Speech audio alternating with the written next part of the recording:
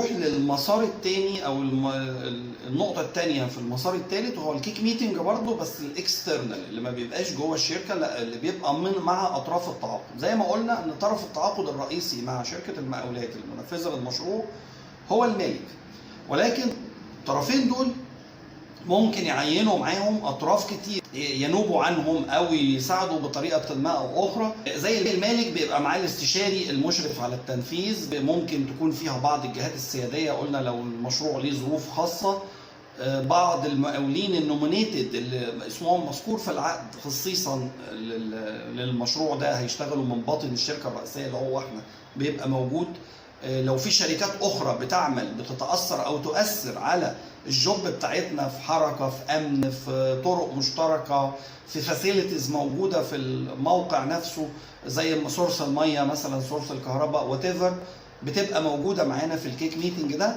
مكان الكيك ميتنج ده غالبا بيبقى في المكان الاداري للمالك، لان المفروض ان هو بيتعمل قبل بدايه التنفيذ الفعليه للمشروع، وبالتالي المشروع لسه لم يبدا. وحتى لو كنا استلمنا الموقع او الشركه استلمت الموقع او بعده، بالمناسبه هو ممكن يتعمل قبل او بعد، لكن قبل التاريخ الفعلي لبدايه المشروع طبقا للتعاقد.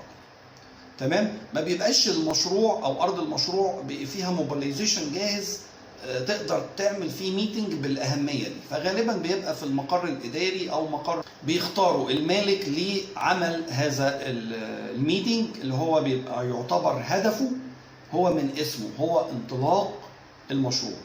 الاطراف ادي نقطه والهدف ادي نقطه، مراجعه بنود العقد، التاكد من ان كل مستندات العقد انتقلت من المالك للمقاول وصوره منها موجوده مع الاستشاري اللي هو هيشرف على التنفيذ، ويكون حلقه الوصل الفنيه بين الطرفين الرئيسيين.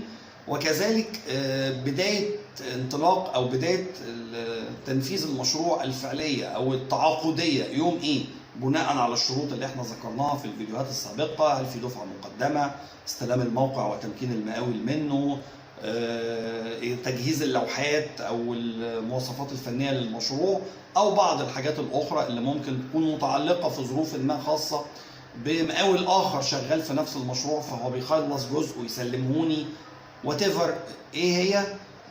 عشان كده رجعنا او ذكرت في الاول خالص ان احنا محتاجين نقرا العقد. اول نقطه دخلنا عليها قبل ما نستارت تنفيذ المشروع، ندور بقى على الاجراءات اللي هتتم. اجراءات فنيه تتمثل مثلا في الاستاف اللي هيشتغل، اجراءات للجوده، اجراءات للسيفتي، اجراءات ماليه، خطاب الضمان للمشروع، الدفعه المقدمه امتى، وات ايفر. كل الاجراءات دي بتحط يعني ما تم منها بيثبت، وما لم يتم بيتحط له تايم للبدايه، ايا كان الطرف الملتزم، سي المقاول جاب خطاب ضمان للدفعه المقدمه ولا هو جابه لكن لسه المالك ما دفعهاش. بيتم كمان الاتفاق على المواعيد الرئيسيه اللي بيتم فيها مثلا الاجتماعات الباي ويكلي ولا الشهريه بتبقى ايه، وايه مطلوب فيها من كل الاطراف. الريبورتات سي ديلي ريبورت او الويكلي او المانثلي هيتتقدم امتى، والصوره بتاعتها شكلها ايه، اذا كان في فورمز هيتفق عليها او بعض الاشتراطات اللي هنحطها فيها بيتفق عليها في الميتنج ده. البروجكت فورم، الاعمال اليوميه اللي بتتم او اللي ممكن تتعمل بشكل يومي زي الاي ارات، تتبعت امتى والتسليمات تبقى امتى، اللوحات الشوب دروينج بتتقدم امتى للاعتماد ومده المراجعه قد ايه، الار اف اي، وات ايفر. هي كل البروجكت فورم بيتحط لها جدول بمواعيد، اذا ما كانتش مذكوره نصا في التعاقد الاساسي بيتم الاتفاق عليها في الكيك ميتنج. كمان هنقدم الجدول الزمني امتى، هنقدم الكواليتي بلان امتى، السيفتي بلان امتى. كل الكلام ده بيتفق عليه مواعيد التقديم والتايم اللي هيستغرق للمراجعه بتاعت الكلام ده، عشان المشروع احنا خلاص احنا في انطلاق المشروع، فلازم ده كله يتحط على التراك، لان هنوصل في الاخر ان نتيجه الاجتماع ده ايه، المشروع تم اطلاقه، تم بدايته. كمان بيشار لمحضر تسليم المشروع، اذا كان تم بيشار للمحضر بتاريخه، او اذا كان لسه هيتم بيتحط تاريخ استلام المشروع ارض المشروع امتى في قلب الميتنج. بتكامل ده بنبقى حاطين المشروع على اول طريق الانطلاق بالنسبه لطرفي التعاقد الرئيسيين اللي هو احنا شركه المقاولات الفنيه المتخصصه اللي هتنفذ المشروع، والجهه المالكه للمشروع مع اشراف الجهه المشرفه. ناقص ايه؟